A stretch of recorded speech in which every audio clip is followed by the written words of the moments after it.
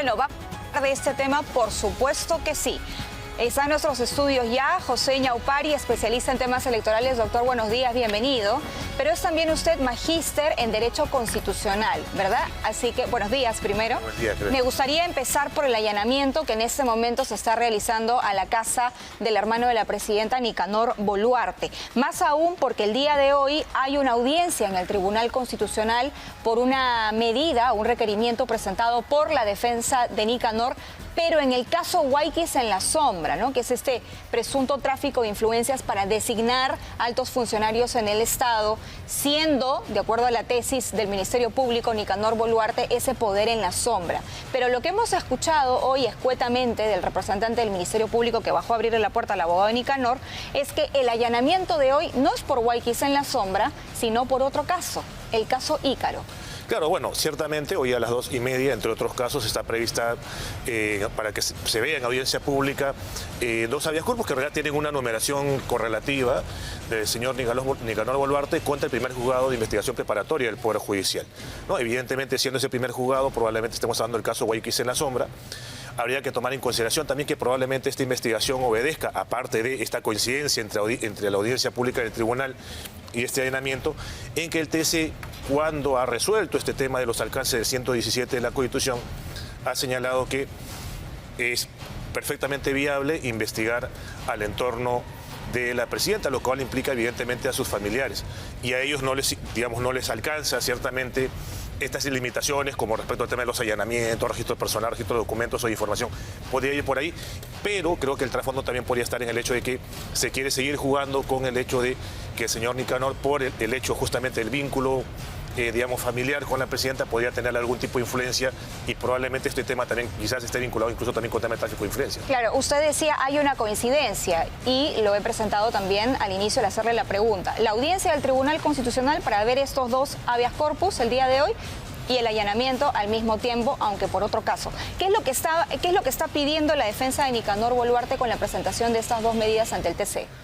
Bueno, para que haya llegado al TC, dudo mucho que estemos refiriéndonos únicamente a lo que fue sus mandatos de prisión. Probablemente también quiera ir a cuestionar algunos tipos, y estamos hablando también incluso de el primer juzgado, podría también atacar el tema de algunos de los elementos o presupuestos para la prisión preventiva que respecto al tema de la verosimilitud o de los grados fundados, elementos fundados para poder considerar que presuntamente cometió el delito y quizás atacar un poco el tema de la naturaleza de la acción del tráfico de influencias, ¿no? ¿Cree usted que con este allanamiento lo que se estaría buscando es preservar algún tipo de evidencia, de prueba? Claro, eso es lo que se busca en este tipo de diligencias preliminares, ¿no? Asegurar los medios probatorios para una futura acusación eventualmente. Ahora, pero decía el abogado de Nicanor Boluarte que ellos no tenían conocimiento. Bueno, claro, un allanamiento es sorpresivo, debe serlo, ¿no? Por su naturaleza, si no ya pierde el sentido. Pero decía él, este caso Ícaro, nosotros no nos han notificado, no nos hemos presentado, no hemos declarado. Prácticamente no tenía idea. No, ¿Es posible que se realice una diligencia de esa magnitud aun cuando las partes, de acuerdo a lo que ha dicho el abogado de Nicanor y asumiendo que es verdad, no sé, pero si está en la etapa, digamos, embrionaria de la investigación, en principio sí podría, ¿no? O sea, no habría nada irregular en esto, sino al contrario. Claro, porque estamos hablando de un allanamiento, o sea, el allanamiento está recayendo sobre bienes, más que en sentido estricto sobre un tema de personas, ¿no? Claro. Ahora, se habla de que ese allanamiento, doctor, lo que pasa es que la información está en desarrollo, sí, pero se habla de que se trataría de un caso vinculado a la minera El Dorado, ¿no? Y que el estudio Santibáñez, Juan José Santibáñez, habría enviado o habría defendido a una persona que estaba relacionada con esta minera, incluso se había enviado un contingente policial en 2 oportunidades cuando él era ministro del Interior. Eso es lo que dice escuetamente el reportaje que salió hace un par de semanas. Lo que no queda muy claro es qué relación tendría Nicanor Boluarte con esto. Claro, ahora, también una arista bien interesante la que comentas, porque recordemos que los ministros de Estado tienen prerrogativa del antejuicio incluso hasta 5 años después que han dejado el cargo. Entonces, probablemente también diga, bueno, para investigar al señor Santibáñez vamos a tener que pasar, digamos, para intensificar las investigaciones o acusar eventualmente al señor Santibáñez, vamos a tener que pasar por el Congreso, que tienes que pasar un levantamiento de antejuicio. Pero Nicanor no tiene antejuicio.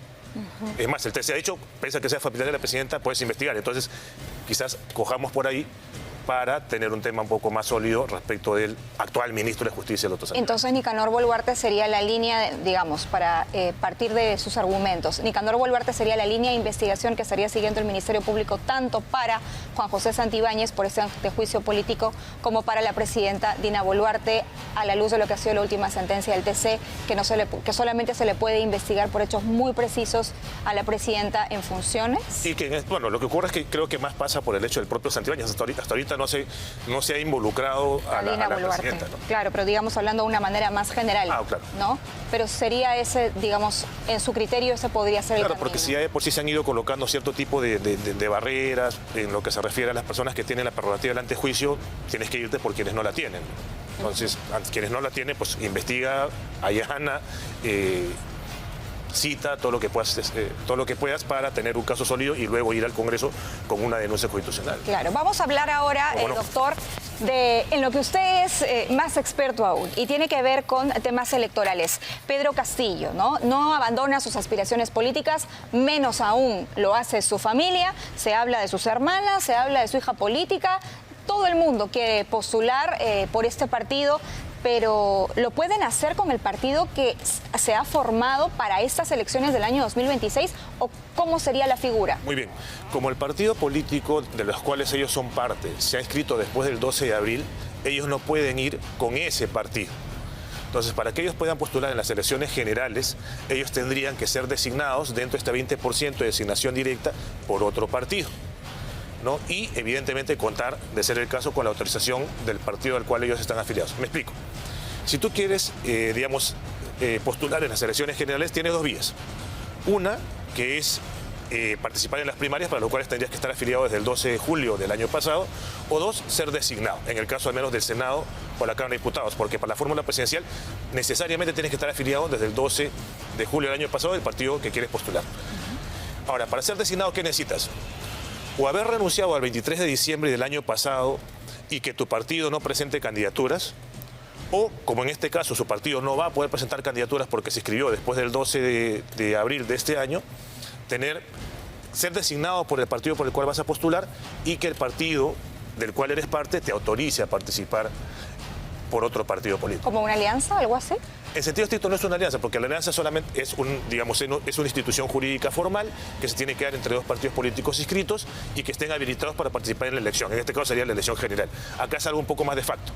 Es decir, una coalición o una alianza de facto en la cual digo, mira, ¿sabes qué? Tú no puedes participar, ya, perfecto, tráeme un 20% de las personas que tú quieres que vayan en mi lista de otro partido y nosotros la designamos. Como invitados. Exacto, ¿no? lo que coloquialmente se llama invitado, ¿no? Claro. Lo que ocurre es que yo sí hago la distinción entre invitado o designado, porque el designado es el no elegido, siendo que el partido político, o sea, pongámosle el nombre y apellido, ponte Juntos por el Perú. Juntos por el Perú, ese 20% puede ser utilizado para designar a sus propios afiliados, solo que no quieren participar en las primarias, o traer gente de fuera, invitados. En este caso, Juntos por el Perú podría, utilizar la designación directa, ese 20%, para designar a los familiares del expresidente Castillo. Ok, entonces, invitados por designación, digamos, por decirlo de alguna manera. Pero claro, son todos, ¿no? Estamos hablando de su esposa, sus hermanas, su cuñada, sus sobrinos, que además ocupan cargos importantes dentro del partido, todos con el pueblo. Entonces, claro, acá hay una estrategia política. Por un lado, fortalecer Juntos por el Pueblo, el partido que ha formado Pedro Castillo y que lo lidera a la cabeza a pesar de estar con una prisión preventiva. Y por otro, ver la fórmula, como la que usted nos está explicando esta mañana, para presentarse, no para la presidencia, porque no lo va a poder hacer, pero sí en el Congreso de la República, que además va a ser bicameral. Entonces, el objetivo es tener una cuota de poder en el siguiente Parlamento para conseguir algún tipo de beneficios para Pedro Castillo. Bueno, claro, no podrías negociar incluso, eventualmente, amnistía no creo que llegue, pero eventualmente incluso este indulto, negociando con la presidencia del 2026-2031, si es que el señor vaya a ser condenado, ¿no? Pero acá hay un tema importante a recordar, como bien lo has mencionado. Si una persona tiene una sentencia condenatoria en primera instancia, lo digo porque creo que algunos familiares también están con procesos, si mal no recuerdo, ellos ya no podrían postular. Entonces, si tienen una sentencia condenatoria en primera instancia y esa sentencia condenatoria en primera instancia está vigente al momento de la postulación, ellos no podrían ser candidatos. Pero si solo son investigados, como es el caso de Pedro Castillo, por ejemplo, que cuenta con una preventiva, pero todavía no hay sentencia. Pero acá también habría que recordar la otra vía. Si no, habría que preguntarle al expresidente Vizcarra, que es el tema del juicio político.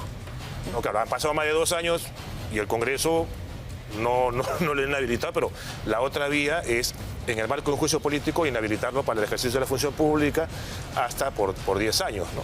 Sí, la familia enfrenta cuestionamientos, ¿no? Por ejemplo, Gloria Castillo ha sido señalada por el exministro Salatiel de haber recibido dinero ilícito durante el gobierno de Castillo, mientras que varios parientes también enfrentan investigaciones por lavado de activos.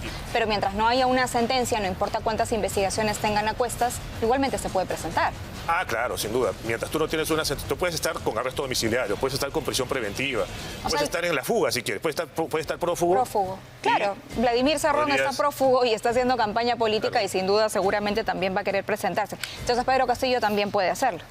Al día de hoy, pero recordemos todavía que el plazo para presentar listas de candidatos todavía vence el 23 de diciembre. De acá al 23 de diciembre, evidentemente, podría darse una eventual sentencia, ¿no?, en primera instancia. Bien, muchísimas gracias a José Naupari, especialista. Naupari, especialista en temas electorales. Muchas gracias, doctor.